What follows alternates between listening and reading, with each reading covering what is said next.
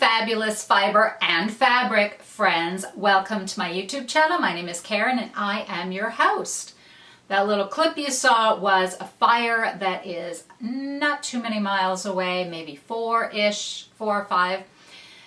From where we sit in the Santa Monica Mountains in the foothills, we get a view, a sweeping view, a very panoramic view of the San Fernando Valley, and so we do get to see a lot of the fires that go on in the local areas. Not good, but it appears that that one that I just showed you is in an area that is not densely populated, so hopefully the firefighters will get it out soon. Anyway, I want to welcome back to all my returning subscribers and viewers. Welcome to anyone new checking me out for the first time. I hope you find something you like here. This is my shenanigans, adventures with knitting, crocheting, and sewing. And as you see, I have a lovely sewn garment on today. How is everyone? I hope everyone's doing good, dealing with the situation. And actually, the other day, my husband and I drove out to Malibu, out to Point Dume or Zuma Beach. They're both right next to each other. I wanted photographs of a new shawl that I had just finished, which I'll show you and talk about in a bit. And it was so crowded. Oh my God, you guys. But everyone was masking up and they were in their little pods on the beach. And when they were in their pods, they weren't masking, but people walking to and from the pod to the car and everything. It seemed that, I won't say 100% because I'm not certain of that, but I would say at least 98% of the people, maybe 100, I'm just not sure. But people were masking up and keeping distance, and the little children, and it's funny. Here's everyone half dressed in their, they've got their bathing suits on or swimsuits. I wonder why they were called bathing suits. They're not really for bathing, are they? They're swimsuits. Maybe at one time they were for bathing, and that's how they got their name. So even though everyone was in their swimsuits, it was kind of funny to see the masks. Anyway, but people were taking their precautions. So today I have a couple of smallish finished objects in knitting. I'm still working on my mosaic crochet, which is coming along slowly because I get distracted by other things. In fact, you guys, do you know how distracted I get? My house I do a half-assed job of vacuuming and dusting because all I want to do is knit and sew and crochet. And there aren't enough hours in the day to get all of those things done. And what would I rather do? Do my making or do my dusting and cleaning? What a choice. What a choice. God, you guys, who else out there is like that? Raise your hands. It's just crazy. I want to mention before we get started, there is a make-along going on, and I'm not participating, but I do want to support the people. I want to make sure I have this correct, so I have my notes in my phone. So the make-along, I believe it's called Make One and Done. So I believe the rules are, and you will have to check with each podcaster, is you have to use the equivalent of one skein of yarn in a project. But if you're doing a scrappy project, it still has to equal the weight of whatever that skein would be. Like if it's worsted, it would have to be, 150 yards or whatever it is, or grams, or however you're measuring it. But please go to the podcasters and get all their details, and I'm sure on Instagram. So I will have both their Instagram names and links and their podcast names and links in the description box below. So the people participating, we have Nancy and Kathy. Nancy is Nancy of Trilogy Yarns, and Kathy is a close friend of hers, and they have a podcast called On the Needles. And you have the Fiber Hustle guys, Chip and Erin, are participating. Codi of Codi Knits. We have Ray and Kevin of Needles at the Ready. And we have John and Scott of Sweet Tea No Shade, and we have Carrie of Creative Obsession. So please tune into all those podcasters, check them out, get information on the make-along, and I think you can double dip in all the things, but I'm not positive. So check out all of their podcasts and Instagram for all the details. that said, let's get started. A month or so ago, while watching Trish of Tie Dye Diva and Arthella of Eris Knits on their podcast, Trish had completed a Painting Bricks hat by Stephen West, and I thought it was so cool, and I have so many scraps, and I thought, what a great scrappy project, and I needed a hat. Hats are my like go-to palette cleanser, knitting palette cleanser. You know, I try to pick hats that are fairly, I mean, hats are fast and easy, you know, fast anyway, but I didn't want a ton of color work because that would be a little slow. I wanted very instant satisfaction, gratification. I wanted instant gratification. So here is my Painting Bricks hat. All of the yarns are by Hedgehog Fibers. They are in their sport weight, and it is non-superwash yarn. I know some people really love superwash yarn for all the vibrant colors, but I think, and I've mentioned this before, Hedgehog Fibers, to me, does a great job at maintaining color vibrancy or dye vibrancy in all their colorways, even in the non-superwash. I mean, they're not exactly the same, but they're pretty darn vibrant, because some of these colors I have in the like fingering weight, superwash fingering weight, and if you hold them up, they're pretty darn close. So for me, I find this just as vibrant. So these are all little scrappy scraps from other projects, and this blue here is called Ink. I think that's one. If you go to my Ravelry page, I will link it below and put all the colorways. I think I have them all listed there, but they're all the non-superwash. This is so lovely, and it's very soft. Even though it is non-superwash, it is still very soft. In fact, to me, it doesn't feel hardly any different than superwash yarn. So that is my Painting Bricks hat. Then I finished, if you saw on Instagram, the photos that I posted, I was trying to get to the beach, so you saw the mountain and some of the ocean in the background. But I finished my 144 stitches, what is it called? The Dragon County, and K, County with a K for knit, and they also had County with a C for crochet. You could do the pattern either way. And I chose to do it in knitting, and I used Asylum Fibers, all Asylum Fibers yarn, and I kind of played with my colorways. I didn't have enough of, well, let me grab it and show you. Here is my completed shawl. It is so long, it's huge, so it'll wrap around you like a nice cozy cocoon, or you can wrap yourself into a cocoon with this. Oh, you guys, also notice I posted a while ago on my Instagram how I do my garter tab cast on so that that edge stays very straight, as you can see now. And when I first posted it, I only had a little bit of this portion done, and so on the needles it was still curving, but now you can see now that the garment is done, and I did not hard block that. I did not pin it out. I just, actually, you guys, after I roll it up in a towel and get out the excess water, I just sort of laid it out, not even stretched out. I just sort of laid it out and let it dry. So that is my garter tab cast on, which is my front and back. I guess it doesn't really matter much. So there you have it.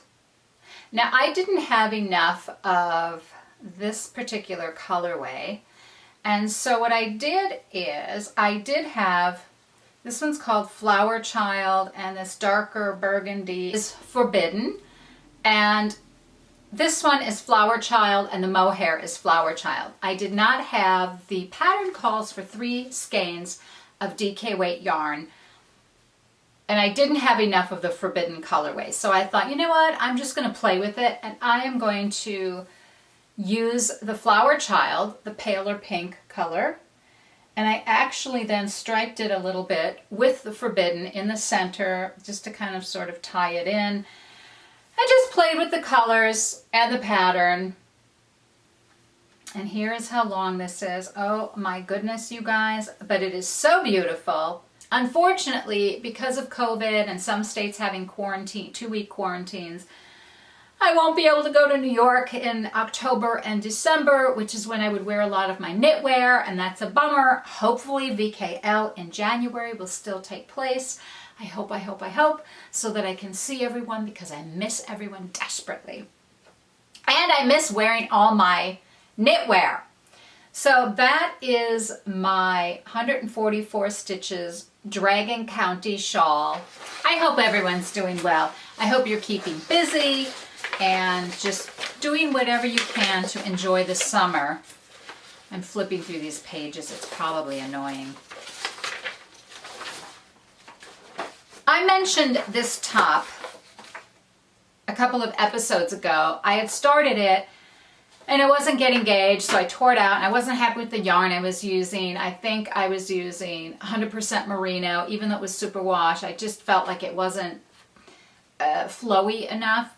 And so here's the pattern. This is a Japanese lace work. I'm assuming, based on some of the stitches, I have a stitch dictionary of Japanese stitch patterns, and I have not yet challenged myself, because I would have to translate all of the pattern symbols into US symbols so that I could understand it better, or write it out, or I would have to do something. And a lot of them are quite long, many rows, like 20, 30, 40 rows. And so I haven't tackled that yet. But what I love about this Lydia pattern is that the Japanese lace work is only at the bottom, and then you do regular, there's a slight pattern, just a very easy pattern, but then that's the rest of the garment. So I thought it would be really wonderful to do this. It is slow going, only because I have not yet quite memorized. There's a couple of stitches that are new to me, and they're like twisted SSKs and twisted knit two togethers, but you're doing a lot of knitting through the back loop on your purls and your knits, and so everything's, so it's not easily memorizable. And there are, I believe, 30 rows to this, if I remember. So I don't think I'll be memorizing this. I do love the pattern so far. Again, I know I'm hardly into it. I am using this yarn I have had for a couple of years. This is an Art Yarns silk yarn, and I just loved it when I bought it, and I only have one skein because it was very expensive. So I needed the perfect project, and I think this Lydia, I will have enough to do just that. I'm not going to be able to make it very long, even though that's cropped. I can go a little bit longer, but thank goodness it's just a tank, so that I should be able to get both the front and back of the garment out of that skein of yarn. I think it's 400, maybe just over 400 yards. So that is my work in progress, or WIP. Recently, I was on Google researching something, and I came across women in, is it Peru or, oh no, Bolivia. Women in Bolivia, which is a very poor country, knit with a specialized alloy. Titanium, maybe titanium threads, and they knit these very teeny weeny tiny little, I'm going to remember to insert pictures, but they look like a top hat, and they are for medical purposes, for surgical purposes. So these women who are skilled at knitting, and very tiny needles and thread, which is the titanium thread, and they make these little devices that are for children who have little holes. Some children babies are born with a tiny little hole in their heart, and that needs to be plugged up.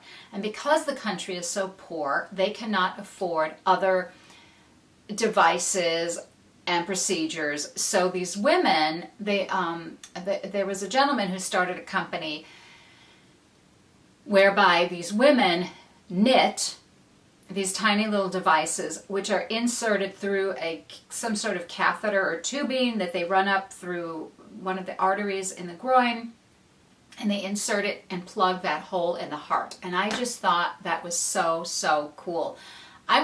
If you're interested, I'm gonna insert below the link to the article. The article is several years old, and I forget which newspaper it's from, Washington Post or Time, I don't remember, but it was so interesting that, you know, it's just knitting in the news. And this is such a beautiful, beautiful thing, that knitting, I mean, we knit for people who are poor, who can't afford hats or garments, and so to keep them warm, for the homeless. You know, Lewis at Brooklyn Boy Knits has his program of Hat Not Hate knitting, a knitting charity. But I thought this was really so beautiful that these women are helping babies survive the holes in their heart by knitting these tiny, tiny, tiny little, I think they're called like occlude, something like that. Something, it's like an occlusion type thing where it's closing up that little, or ocular, no, that would be visual. Anyway, I'll put the information below because I was just so fascinated by it, and I thought it was really interesting, and maybe you guys might find that interesting too. Do you want to hear about my dress? OMG. You guys, I could not be happy. Well, that's not true. I could be happier if my sewing was better. But from a distance, my friend and I, when I first moved to the Los Angeles area 30 some years ago, a friend and I, she lived near the beach. So I would spend weekends with her, and we'd go down to the beach and hang out when I wasn't shunning the sun. And we would have our our sunglasses on, and we'd look at cute boys that would walk by. Boys, men, we were adults, but we'd say, from far off, we'd say, oh, good from far. But as they got closer, we'd say, oh, far from good. Well, that's how my dress is. It looks good from far, but it's far from good. But it looks pretty fabulous, don't you think? Oh my gosh. This sewing pattern came to me via Constance of Stitching Over the Days. She had made this garment, so I love the pattern, I ordered the pattern, and then I found this fabric at Joann's. It's a linen fabric, and it's so beautiful. It has kind of a vintage look to it, and it's linen, so it's great for, warmer climates.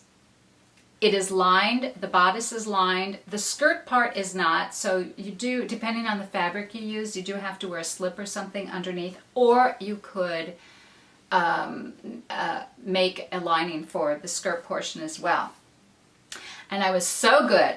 I serged my seams, well, I overlocked them because I have not yet purchased a serger, which I know Nina, she keeps encouraging me to buy a serger. I went looking, and I just haven't decided yet. I thought I would buy one that some friends had recommended, and then I thought, gee, I can't grow into that serger, so I really would like something I can sort of grow into, so I don't know. I'm still trying to figure that out. But I did my hem on this skirt properly. I watched a few videos on how you do the turned hem. And so you do like a 1/4 inch, you sew around the hem a 1/4 inch seam allowance, then you press that open, press it under, and then you go around and, fold in the raw edge and under, and then hem it. So I did that properly, you guys. Oh, yay, I'm so thrilled. I was always cheating before. I would use bias tape, or bias binding, that I would make, and that's how I would do my hems. And I thought, oh my God, that's so lazy. I really need to I need to learn the proper way. So that is really cool. This pattern is, actually it's fairly easy. I went to get the pattern and I checked, and it looks like they have the fire out. So that's good news. So this dress is Butterick pattern 6446. And I made the longer version. And I actually found the pattern quite easy for a novice sewist. I mean, I've been doing a lot of the 100 Acts of Sewing dress number 1, which has been so helpful in perfecting my sewing skills so that I can sew straight lines or fairly straight and curved lines, and sewing curved lines and putting in bias, and get it, really making things tidy and learning little things with each project. Like around, if you have a curved neck, not all patterns will tell you to stay stitch around those curves. Some patterns do, some don't, but YouTube tutorials have suggested that it's important to do that. So these are little things I've been learning along the way, which is so great and useful. So this one, I didn't have to worry about that as much with the stay stitch around the curves, because there is a lining. Actually, I think, no, I stand corrected. I think you still had to stay stitch around the underarms. But the pattern itself was quite easy. I started with, you guys might remember, my first version was too big, and it was in a darker color, a darker teal. Similar, like a darker teal. And my first version, it didn't fit me properly.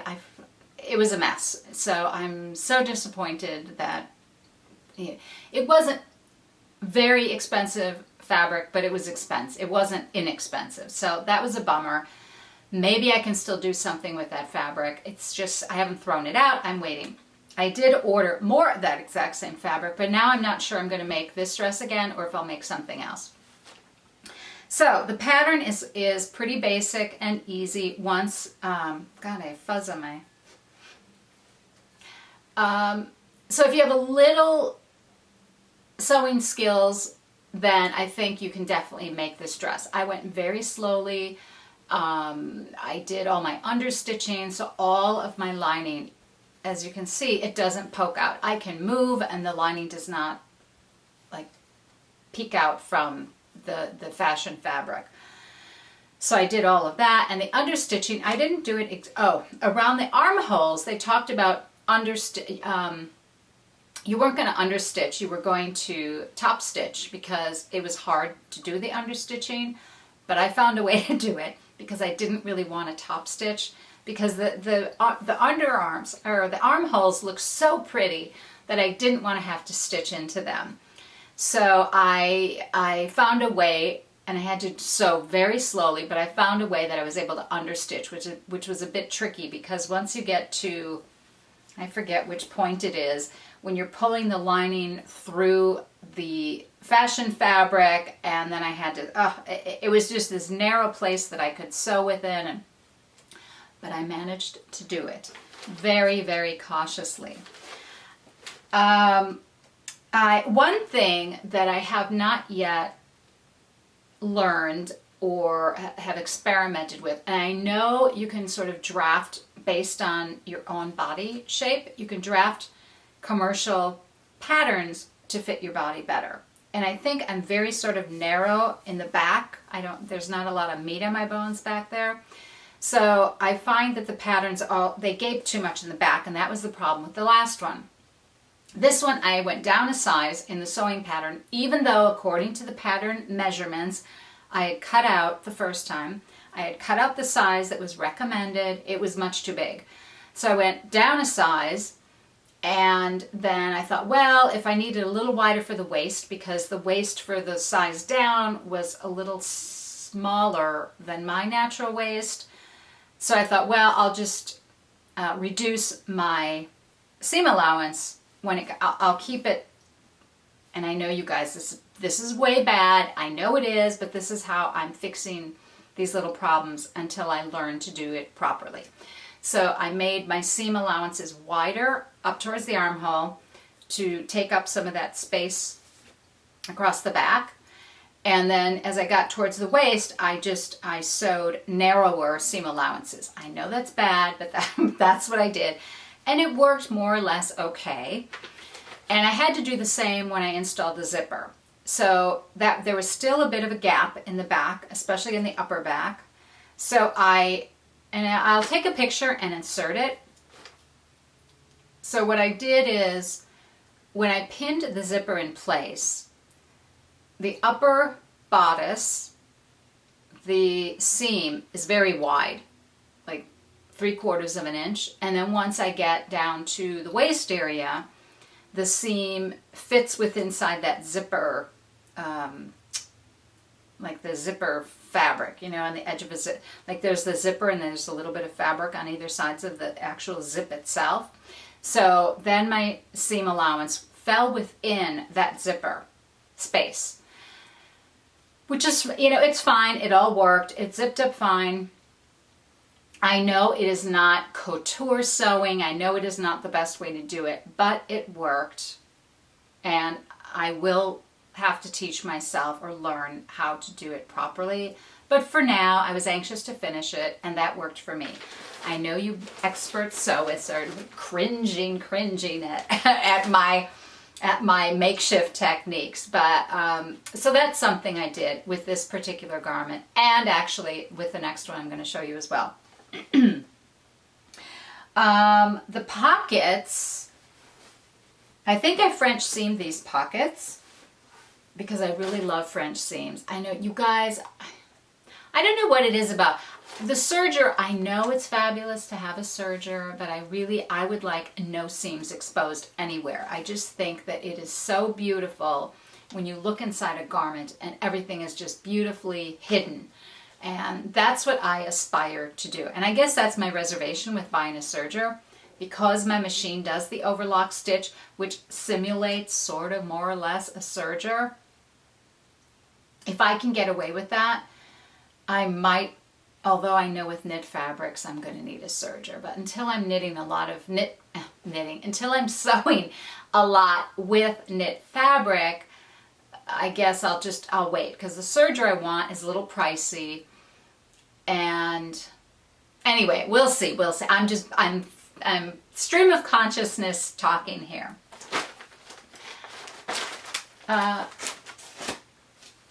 So that is my, now you can see here, because of the lining and because I didn't draft this properly, it is a little big here.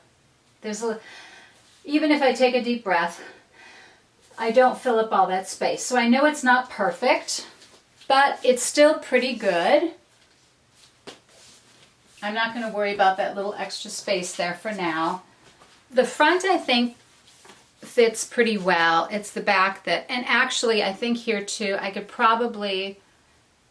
think these could be a little bit, I may experiment with going down even one more size, because I think that might, and then, I don't know. So that is the dress. And maybe I'll take a quick video of myself in this dress. Right now I have flip-flops on, but I will put on proper shoes and I'll shoot some videos so that I can include it here.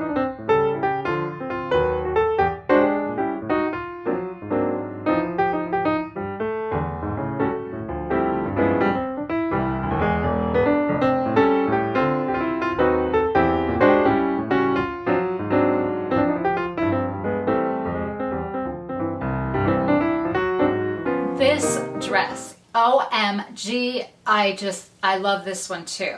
This dress pattern is also pretty easy to do. The bodice comes in 5 sections. So you have a center panel for the front, then you have your side panels. Wait. Oh, and I guess for the back too. So 1, 2, 3, 4, I get 6 pieces maybe. So then in the back you have the panel, but it's split in two because of the zipper. So you have 2 back, the center panel. And the back is low. Although I'm wearing a cami because it's a little low for me. So I have a lace camisole on.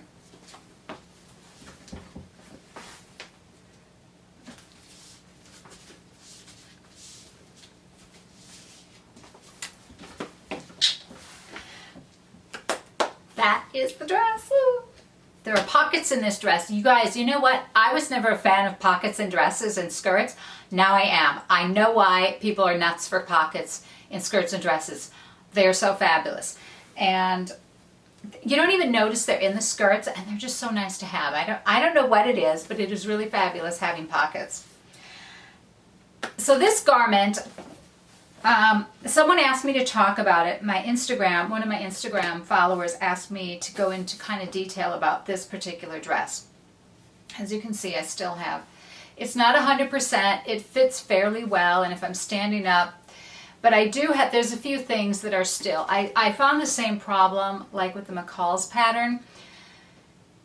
The size 12 is too big, then the 10, and you can see here, so I cut it down to a 10, and you can see here that the straps are still a little loose and big on me. I mean, if I stand up, yeah, I guess you can. I guess you can see. They're still a little big on me, so that would have to be adjusted the next time I make this dress. The bodice pieces, I love the shape of this dress. It's very pretty. You have, you know, princess seams here, or darts seams. Is it the same thing? So you have darts here. Then you have this part in the middle. Oh, this pattern is great in that it has different bust cup options. And I mean, this one goes up to a size D cup, but this is only up to a size 14 dress size. So if you bought the next pattern size up, that went from probably the 16 to 22. And so I think then it will have larger cup sizes for more full-figured gals. So that was nice. I've never seen that in a pattern before, but then again, I'm still new to dress knitting. So I chose what I thought would be my size, a B, because I was looking at the patterns. I thought, well, maybe a B cup, maybe an A, an A cup. I wasn't sure. I think I should have gone with the smaller size because I think it would have been, that would have solved some of my problems here, because this is a bit gapey here. And I had already, once I pieced it together, I sewed it, tried it on, it was still a bit wide. So I think I will have to either go down a pattern size and then use the B cup, or use the A cup. The pattern pieces for each cup size, I thought, gee, just visually looking at it, I thought, wow, that's kind of large looking. I thought, well, I typically take a B cup bra, so anyway, maybe, I don't know, maybe those sizes are generous too, and I should have used the piece that was for an A cup. That probably would have fit me better, and then this wouldn't be gapey here. When I was finished with the dress and I put the lining in and did all of that, I found that this gaped too much here, and apparently it still does. So I put in a dart in here, and then on the inside I hand stitched it or hand tacked it down. I know I shouldn't be putting it in, but I wasn't sure how I was going to fix that. But I still see that this is a little gapey here, so that's something I will have to play with. But the pattern, I mean, it's not a difficult pattern. It's just, for me, it's all about the sizing issues. The pattern itself is very, very easy. The pockets are easy to put in. The waist, I found again, the skirt portion, because you're doing the bodice and then the skirt. And I found again, I had to cinch in, you do your basting stitches and then your, to gathering, you're doing your gathering. And I found that the skirt was still much too wide. I had to gather it a lot more than I like. I mean, I guess it looks okay. You can't really see. I'd have to stand up higher. I think that it's so dark, the fabric, you can't really tell. The gathering seems a little much at first. Maybe it's not. Maybe it's just me when I first did it, but I feel like I could have gotten away with a little less gathering, and because I almost feel like it was a little too much fabric. But it all pieced together pretty well. I had a little extra space on the skirt, so I had to cinch it in a little, or gather it in a little bit more to fit my the bodice top, and then I pinned it all together. So that worked out really well. I decided to line the skirt of this dress. I did my lining as per the instructions for the pattern, and then it did not have a skirt lining, but I made a skirt lining. I just cut out my pattern pieces for the skirt and made a lining and sort of followed what I did with the bodice lining. Where I ran into a problem is with the zipper, because I was having a dickens of a time trying to get the zipper inside to sandwich it between the fabric and the lining. And so I couldn't get that, and I tried pinning it and doing things, and I was making a complete mockery of that. So I decided to just work the lining and the fashion fabric together and kind of turn in the raw edges, and it's not the greatest job. I will try to remember to actually take little pictures of what I did and insert it here, so you will or won't see that. Pop in here. So you can see what I did. I know it's a mockery. I know. But it's how I solved my dilemma until I learned the proper way to sew a garment. So what else can I say about this? I love, this one, unlike the other one, I did a much better job. The waist falls where my natural waist is. The other one mostly falls at where my waist is, but in the front, it's up about 1/2 inch. It's higher than my natural waist. So that was a little bit of an issue that I guess I must have done in the sewing when I sewed my edges, my seams. I must have done something incorrect there. But this one I didn't have that problem, so it does fall where my natural waist is, so I was very happy with that. My lining, I tacked it just to the seams, and I did not tack it very tightly to the seams. I left like a gap in the thread when I tacked it together so that the lining would move with the skirt, because I didn't want it to tear at any point. So I just left, I don't know, let's see if I can get up close. See, I left that thread there. So here's my lining, here's my fabric, and I left that thread there so that when I move, or so that way the lining will not. I was afraid that if I tacked it down too tightly and didn't leave a bit of thread between the lining and the fabric, that it might tear at some point if the lining did not move naturally with the skirt. I don't know if that's the correct way to do it. I think I have seen that in garments in the past, so that's the way I did it. I'm sure that's not the couture way to do it. But again, I was just doing that. And, but yeah, I decided, since this rayon fabric was pretty see-through, I don't want to have to wear a slip with everything, even though the linen dress I have to wear a slip with, which is fine.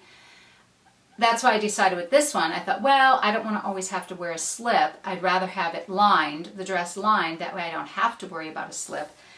And so I decided to just, makeshift a lining for this particular dress and go that route. One of my dodo things I did is installing the zipper. I placed it up too high, and you're supposed to have a hook and eye at the top of the zip, and I couldn't do that. I tried sewing one in, and the zipper was in the way because I didn't move it down far enough. My mistake there. I think if I make this garment again, which I will, I am going to I'm going to redraft. I'm going to redraft and make this bodice part. I would like it to sit up a little higher in both the front and the back, so that I do not have to wear it like right now, right? I've got my lace camisole sticking out, which doesn't look bad. I mean, it's kind of a pretty little peekaboo, the lace. And I guess actually I could buy a piece of applique lace and just sew it in here, but I'd rather not. So I think what I will do is I will raise this a little higher so that the neckline comes to here, and the back as well. It's a little low. I have this great belt that I've had for at least 10 years. It is from Anne Fontaine. There's these great patent leather belts. I have a couple of them in different colors. And I thought it looked really nice with the linen dress and with this dress. Even though this dress is such a dark, dark, dark blue, I think I can get away with the black, because I like deep dark blue with black together. I like the combination. So I think this belt works really well. This dress did not have a belt. In fact, even the picture on the pattern cover does not show a belt, but I think it adds a little something something to have a belt with this dress. So what else can I say about this? Any of you sewists, if you haven't tried this pattern, it is an easy pattern. If I can do it, and I am so new to sewing, you guys can definitely do it. Even though there's a lining and there are darts and all sorts of things, it is an easy pattern. I didn't have a problem with the darts. Sewing the darts, I have learned, and so I made sure, when I initially did darts, I was back stitching, and then I've watched a few YouTube channels about couture sewing, and they say you should never back stitch in your darts, tie off the ends. So I did that with this dress. I think that covers it for this dress. So I will insert at the end here, I will put in a little bit of video.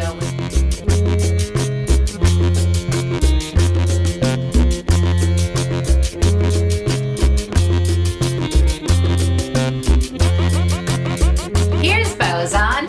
He got a new toy from Chewy today. I ordered some dog food and a little chew toy for Bozon. So Bozon, you have to say hi to everybody. Say hi to everybody, Bozon. Look at the camera. You ready for your close-up, Mr. DeMille? You ready for your close-up, Mr. DeMille? Have a fabulous making month until I see you guys the next time. And let's see, what else can I say? I guess that's it. Take care. Bye.